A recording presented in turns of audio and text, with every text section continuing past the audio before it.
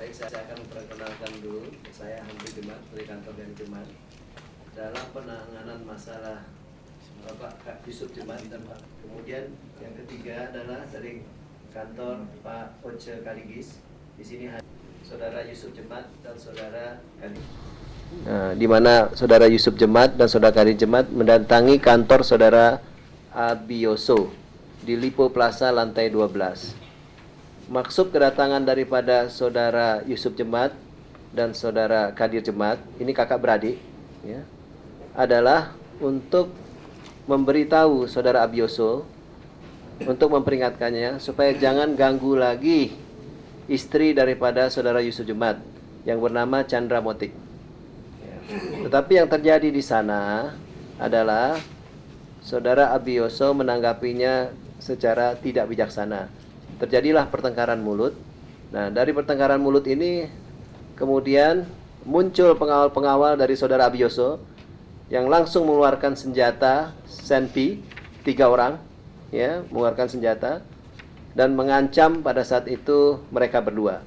Tidak hanya itu saja, malah salah satu pengawal itu memukul hidung daripada dan muka daripada saudara Kadir Jemat sehingga punya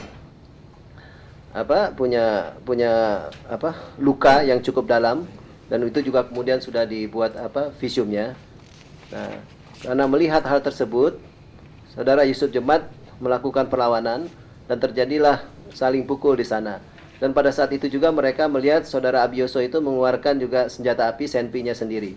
Dan pada saat itu juga terjadi saling memukul antara saudara Yusuf Jemat dengan saudara Abioso. Mereka berdua pihak ini kemudian dibawa oleh security dari gedung itu ke Polsek Setiabudi. Nah, di Polsek Setiabudi pada saat itu jam 2. Nah, siang. Saudara Yusuf Jemat, saudara Kadir Jemat ada di situ terus, diminta untuk tidak kemana-mana. Tapi saudara Abioso pergi keluar dari Polsek. Nah, saya sendiri, ya, sebagai kuasa hukum dari saudara Yusuf Jemat dan Kadir Jemat datang ke Polsek kira-kira pukul 3:30. Di sana saya melihat keadaan daripada saudara Kadir Jemat dan Yusuf Jemat, di mana hidungnya mengeluarkan darah dan mukanya memar kiri kanan. Juga saudara Yusuf Jemat di bibirnya juga pecah-pecah. Dan saya menanyakan pada saat itu, bagaimana prosesnya? Kami tidak diproses sama sekali. Kami hanya disuruh menunggu. Kenapa tidak melapor? Saya bilang begitu.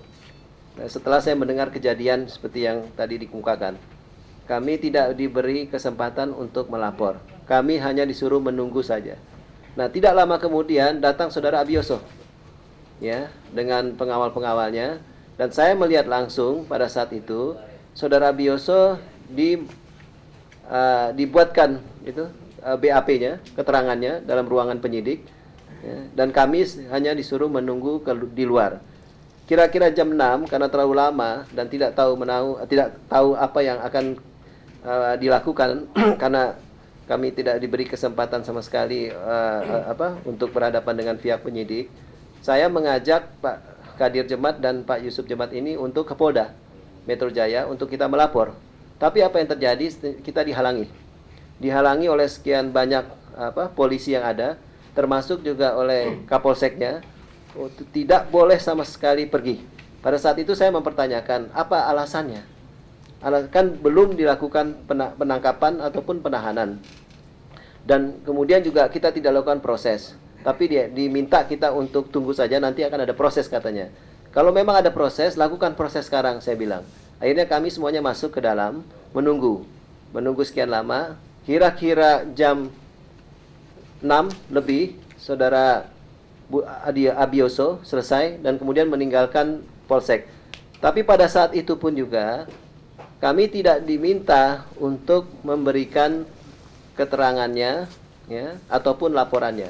Saat Kapolsek mengenai pemeriksaan yang akan dilakukan terhadap Polsek mengatakan kepada saya bahwa 10 malam itu juga ada beberapa orang, ya, dari